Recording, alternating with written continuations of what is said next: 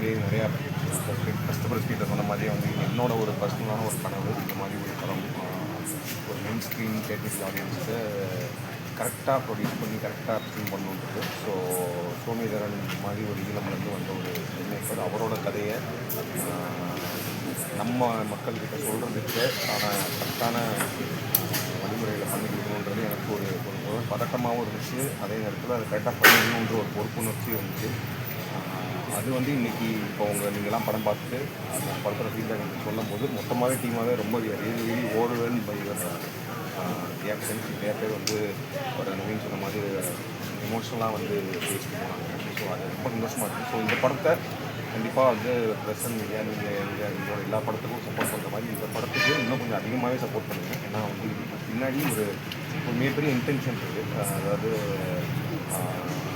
இந்த மாதிரி கதைகள், அதாவது ஒரு வாரில் அடைந்து இந்த மாதிரி சொல்லப்பட வேண்டிய கதைகளை வந்து கரெக்டாக மக்களும் போய் பார்ப்பாங்க, மக்கள்கிட்ட கொண்டு போய் சேர்த்து மக்களும் இதை ரசித்து பார்த்து இதை வந்து ஒரு பெரிய மூமெண்ட்டாக மாற்றினாங்கன்னா இது மாதிரி சோமேதரன் மாதிரி இன்னும் நிறையா ஃபில்ம் மேக்கர்ஸ், நிறையா ஆர்டிஸ்ட், நிறையா கதைகள், சொல்லப்படாத கதைகள் எல்லாமே வந்து எல்லாருமே தைரியமாக, எல்லா ப்ரொடியூசர்ஸும் எல்லாருமே தைரியமாக பண்ணுறதுக்கான ஒரு வாய்ப்பு ஒன்று கேட்டாங்க.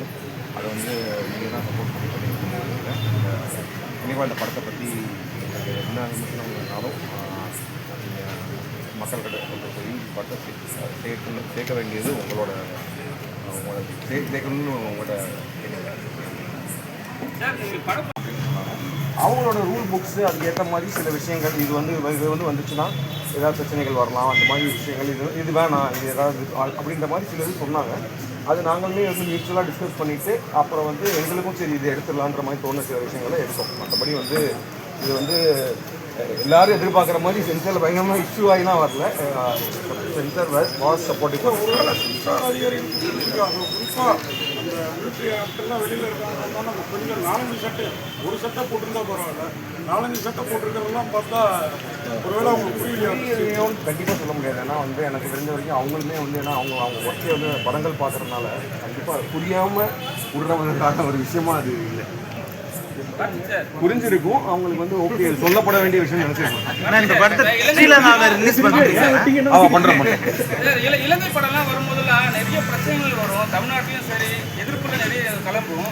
ஆனால் வந்து தேட்டர்கள் நிறைய கிடைக்காது. நல்ல படங்கள் வந்தாலுமே தேட்டர்கள் கிடைக்காது.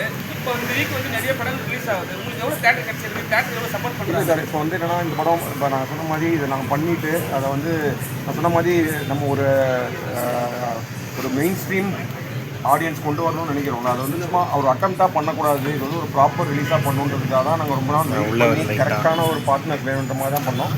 ஆனால் தங்கபதியோட ஸ்பிரிட் மீடியா உள்ளே வந்ததும் ஒரு மிகப்பெரிய ஒரு சக்ஸஸாக தான் பார்க்குறோம்.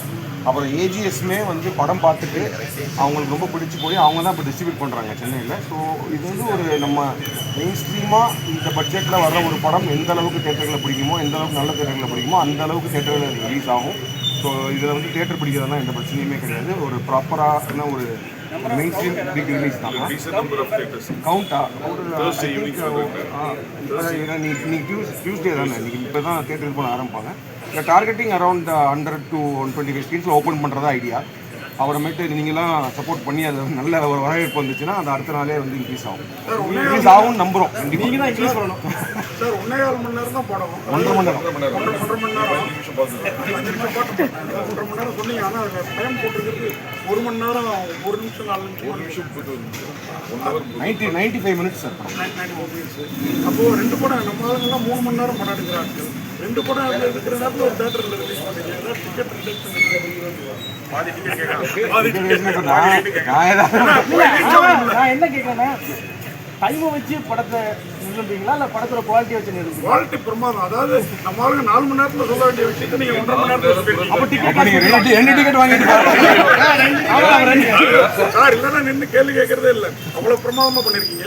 சில இடத்துல என்னன்னா 90 மினிட்ஸ் ஃபில்மு இது வந்து ஒரு மாதிரி இந்த பிரேக் அப்படின்ற கான்செப்ட் இருக்குல்ல, அது இல்லாமல் பார்க்க வேண்டிய படம் தான். பட் ஆனால் நம்ம தியேட்டரில் வந்து டெஃபினட்டாக நம்ம எல்லாருமே அது டியூன் ஆகிட்டோம். இன்டர்வல் பிரேக்னு வருது. அது ஒரு காரணம்.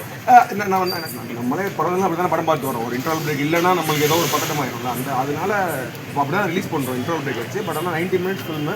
ஸோ உங்களுக்கு அந்த படம் அந்த லென்த் அப்படின்ற இதே வராது.